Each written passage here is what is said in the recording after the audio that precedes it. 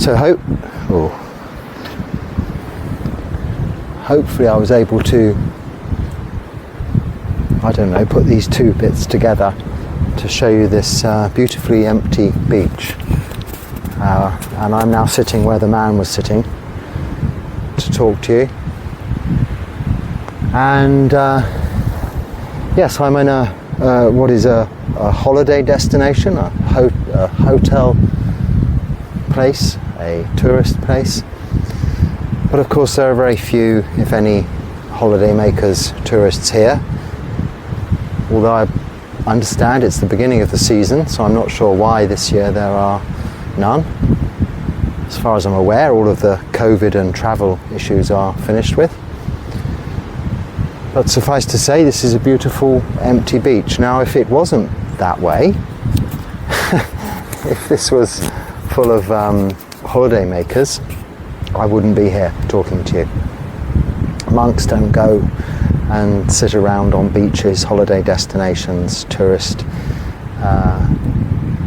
like activities going on for obvious reasons. That's not our practice.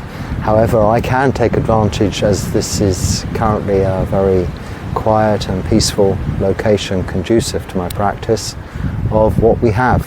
I arrived here, it was still raining.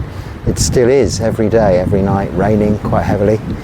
That's possibly why there's no one here, albeit how would people know that when booking ahead, coming from abroad? I'm not sure. But that's just for a couple of hours of the day, and in the evening, in the night, when it's dark, it still leaves a very wonderful opportunity to, well, if you're that way inclined, wander the coast. And for me, it's just to be able to find a little shady area like this, sit and meditate. We talked a lot about kilesas and meditation and things that distract us from meditation in the last video. And of course, if this was, you know, a little bar there and a little bar there and lots of people sitting around listening to music, drinking and having their lunch brought out, sizzling on hot plates and barbecues going on, then it wouldn't be a place conducive for anybody to sit and practice meditation. But this is much like what's going on in our minds, isn't it? When we sit and we try and practice meditation, even without bars and, you know, steel bands, music, dancing, singing, sizzling hot plates of food, this is representative of what our minds are doing, what these kilesas really are, these hindrances to meditation. So we train, we condition this citta, what we really are, this basis, this foundation, actually keystone of our very not being. I say very being, but it's really our very not being, because we are not this body, this sack of this skin bag of bones and horrible things.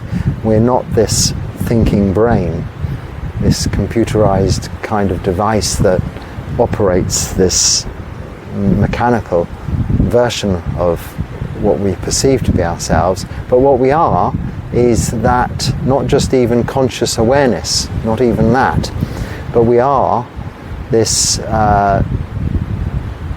the result of all of these experiences and conditions that we call the citta. Now, it is in fact the one that knows, but it isn't the technical idea of consciousness. It is more just this real deep-seated knowing, awareness, this presence that we have, whatever our circumstances are, whatever conditions we may find ourselves in. And we train this citta through this practice of firstly sila, keeping the moral precepts as lay people, of just not killing, stealing, sexual misconduct, lying or taking intoxicants. And as monks, many more rules that would prevent me sitting here, for instance, talking to you, if I wasn't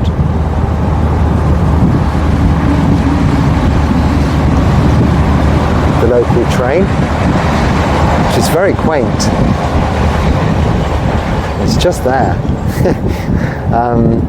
This line runs along this whole coast. Yes, I've been assured there's no tourists in the hotels or anyone staying around here, so I'm safe. But I have my exit straight through there if some people come along to my kuti, the other side of the railway line and then the other side of the road. People are starting to come to see me there, which is very nice. They come to see me in an appropriate environment to discuss the Dharma or to offer me something. So this is very pleasant that I'm now quite known here, and this is as a result of going on Pindapat each day, each morning into the town. I can't tell you the name of the town, I can't pronounce it, but it's my 3-kilometre walk there, and I think it's probably 3 there and 3 back. I've never accurately measured it, but I'm told it's that. It takes about an hour and a half each morning there and back. I have managed on a couple of occasions either to get in a tuk-tuk that's going my way for a free ride back just for the last stretch, and even yesterday I jumped on the back of a bus and was quickly ushered to the front where the monks are supposed to go, because you have your own seats on buses here. Same in Buddhist countries like Thailand. They don't expect you to sit and be pushed around with the public. They give you a nice seat alone at the front near the driver. So I just took the last home stretch back on that bus. But this is all in a monk's life, how we're going about with restraint, guarding our senses, guarding the senses of seeing, hearing, smelling, tasting and touching, to train our minds, our citta, in the development of wholesome mental states. By this training we are eradicating unwholesome states of mind, unwholesome mind states.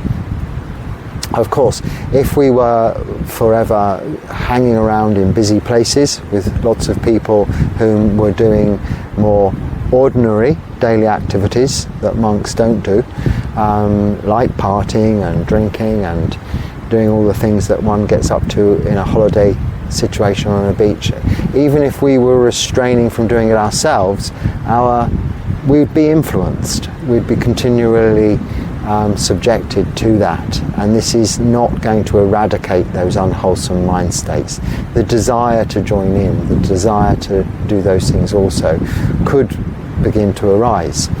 Of course, after many years of training, it doesn't so much, because you obviously have the realization of the fruitlessness in some of those activities, and the way that they fuel desires that needn't be fueled, because these are the desires that we're trying to cool down. The word nibbana means just that, to cool down, to put to one side and just let cool naturally, rather than keep adding fuel to the fire of what we're seeing, hearing, smelling, tasting, touching. So this is our practice, this is our training, this is what we do. I took the opportunity to show you a little bit about this surrounding environment a little bit more clearly, so you could just see how really safe it is for me in these surroundings to be alone, even though I'm not in the jungle. I'm not far away from civilization. In fact, monks can never be, or nuns never be, too far away from civilization, because we do have to go every day to get our support, to get our food from lay people, or they come to us. So it needs to be within walking distance, so that if a monk has no food in the morning, well, we never do, because we can't store food overnight, but each day we walk into town to get our food. So that's what I've been doing here. Now, by way of that practice, I've made a lot of I won't say Kalyana meters, they're not my friends, but a lot of people have got to know me and now expect me every day to go on my Pindapat, on alms round each morning. And it's so nice to see. It's so nice to see that they have smiling faces and are happy to give whatever they wish to offer, and to see the monk without them having to even leave their own home or their workplace. They don't have to go to the temple to be reminded of the Dharma and of this alternative lifestyle. Now, of course, they don't see me the rest of the day hanging around the town. I mean, I don't think they have bars and things here, I'm not sure, but you know, hanging around sort of places where you shouldn't hang around. The next day, the very next day, they'll be sure, whatever the weather, to see me again and remind themselves of what they've learned throughout their education in school. They've learned about the Dharma, and they know how monks live, they know how monks practice. So this is very important, that we keep advertising this and keeping this message going. And that is the point of charaka, wandering, tudong, going from place to place, no particular place to go, but just walking rather than living in a temple. Not only to help train that citta further by forcing it into uncertainty, not knowing the next day what we will be facing, where we will be staying, or whether we'll be getting food or not, is an important part of realization of those characteristics of existence, of anicca, impermanence or uncertainty, of dukkha, unsatisfactoriness, suffering, and anatta, not self. So two tourists, it looks like a husband and wife, a couple, I see, have just been brought down by one of the local guides, pointed towards the sea to say, probably, there it is, there's the beach. And now they're probably thinking, well, what do you do? What next? This is the nature, isn't it, of what we ordinarily, what we think. What next? What is there to do there? Why go here? Why go there? There has to be something to do. But you know, there really doesn't. What better situation is there other than this? To be able to just sit and do no thing, have nowhere to go. It needs no guide, it needs no instruction. One can just sit and practice meditation. Hello. Hello. How are you? Fine. Good. Join monk. Huh? Join monk. Yes. You. Yes.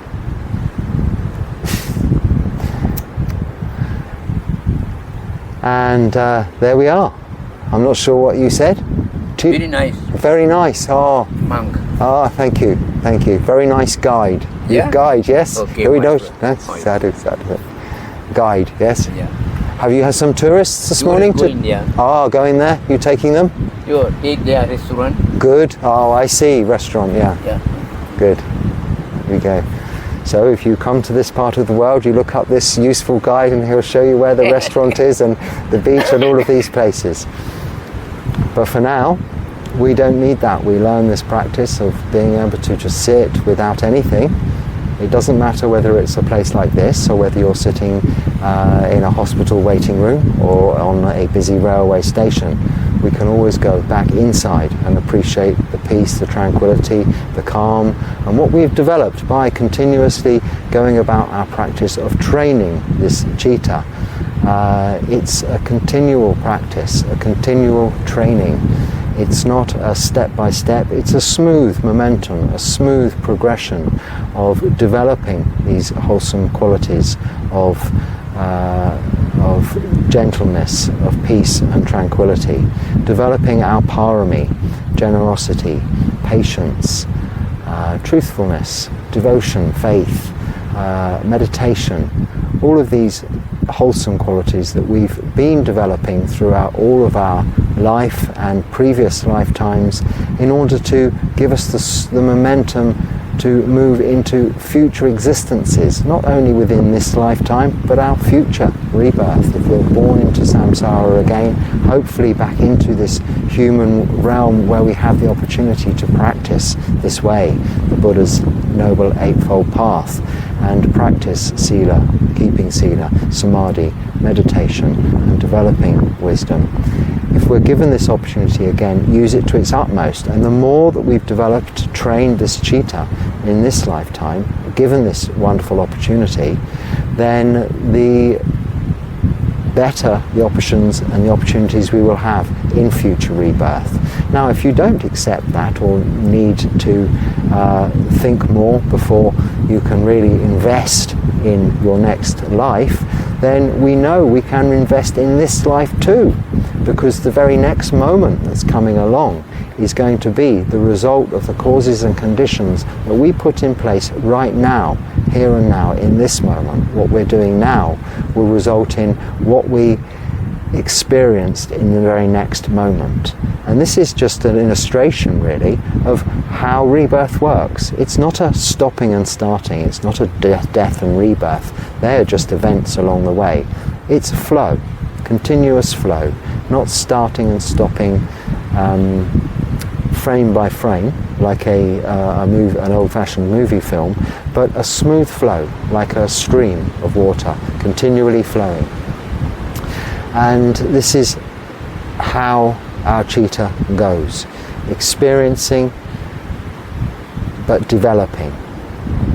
So we don't have rebirth as these personalities, as in we were talking about in the previous video, like the idea of the soul. It is more the qualities that we have developed that are reborn. But that too, in this very lifetime. So, I mean, I've ended up in what is a Buddhist country, a place that has these wonderful, well, what more could you ask for, where a monk can go and sit undisturbed to practice meditation and follow the Noble Eightfold Path, fully supported by all of the local people, and live in that way that the Buddha taught. Now, in order to have arrived at this situation, causes and conditions had to be put in place. But it wasn't something one could look in the directory or go online and say, hey, I want to book this up and become a monk. I had to renounce, I had to give up what I had going on in my ordinary life.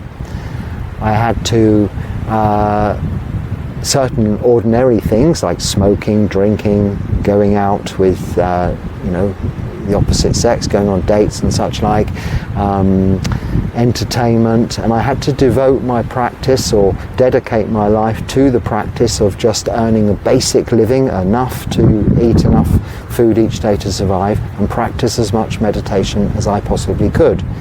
And also, to some extent, a little bit of devotion, but not so much devotional practice, but visit 1 or 2 monasteries in my own country. And then, when encouraged to do so, and when having got some funds together to do so, travel a little bit and explore monasteries and different traditions of Buddhism in different parts of the world and different areas. So just very slowly and gently, I did these things over the course of many years. Now, I suppose we're looking at since 2011, I don't know how long that is, 12 years or something like that, of this slow developing of the Noble Eightfold Path the Buddha showed us, developing sila, developing samadhi, and developing panya. So it's a long time, and now I arrive at a place that is conducive to fully supporting my practice. Now, I didn't buy this online or look it up online or even know how I would arrive here. It's been a very long and interesting journey here in itself, through Thailand, Cambodia, India, all over India, and now Sri Lanka, and back to Thailand again for a while, and now Sri Lanka. Throughout all of that, there have been so many hindrances and obstacles along the way, of course, when I've been in busy places, when I've been travelling, but more so in my own mind, what comes up in my own mind as hindrances, as does with all of our minds. Well, why don't I just go back to the work, not become a monk? Why don't I just practice as best I can, keep a simple lifestyle, find somewhere halfway between? All of these questions arise. But by letting go of these ideas as they come up, seeing them and not grasping onto them, and just accepting them as passing phases, just like clouds passing in front of the moon or in front of the sun, the age-old sayings. Just seeing them clearly as that, seeing clearly,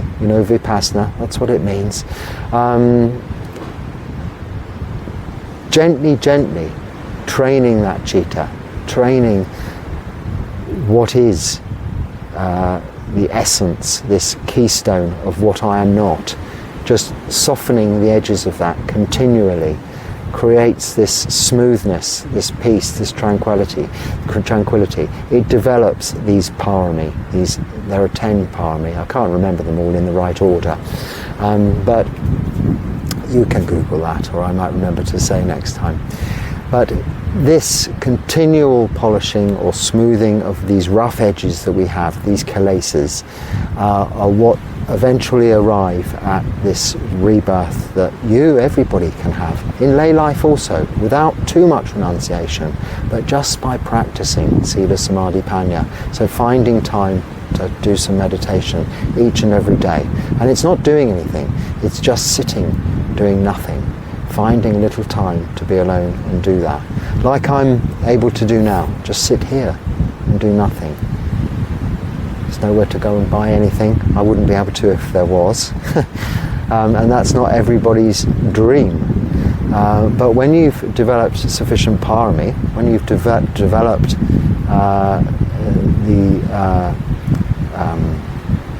when you've started to tackle, eradicate the kilesas, then this is all you need, what nature provides, really. A little shelter from the sun when it's hot, or maybe from the rain or the wind, and just the basic necessities of life, a little food in the morning, a little water.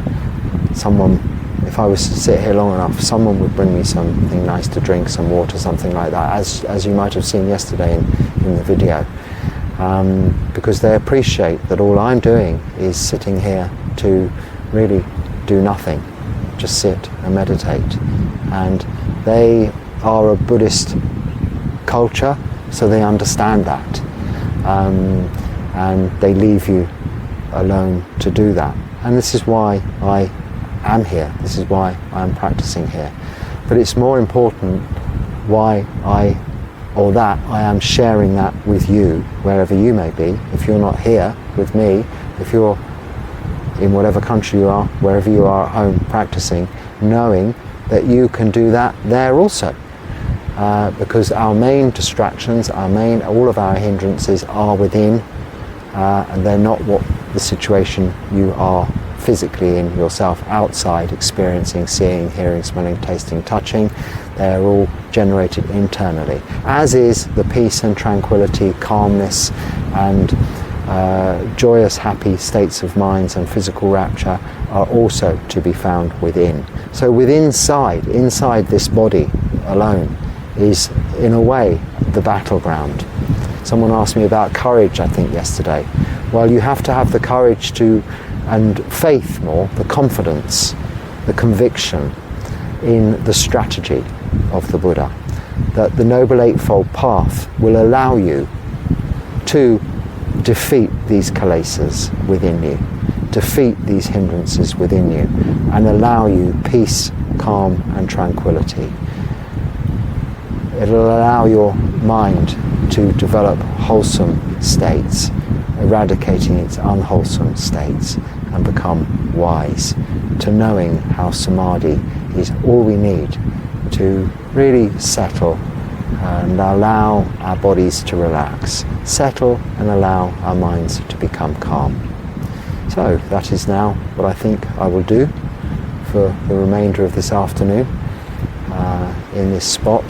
Actually, where you're sitting is where I will sit, because that is where they ask me to sit whenever I come here. I think because they like to put you on the slightly higher seat, but it's like a nice little flat place so I can sit in the lotus position there. If I have my eyes open, I can see the sea, as you can see now. But with my eyes closed, I can still hear the sea. But I'll be bringing my attention to enjoying the breath and really looking to meditate for the rest of this afternoon, whilst I can, to enjoy my practice. So I hope there's something useful there, in which case please use it. If not, just let it go. And in the meantime, thank you for watching, and goodbye.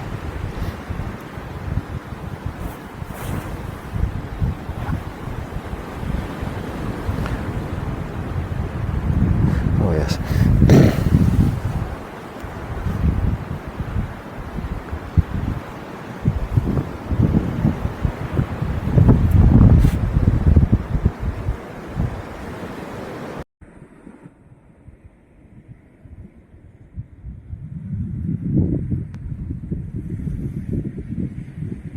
See how quiet this beach is.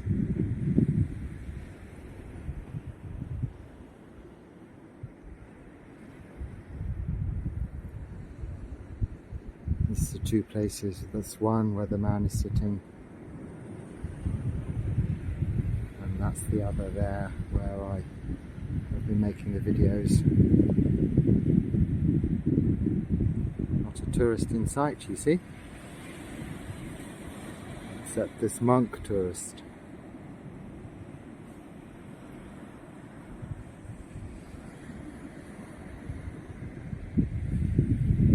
He's one of the workers looking after this beautiful beach. No plastic bottles anywhere. It's very clean and raked. All the leaves picked up.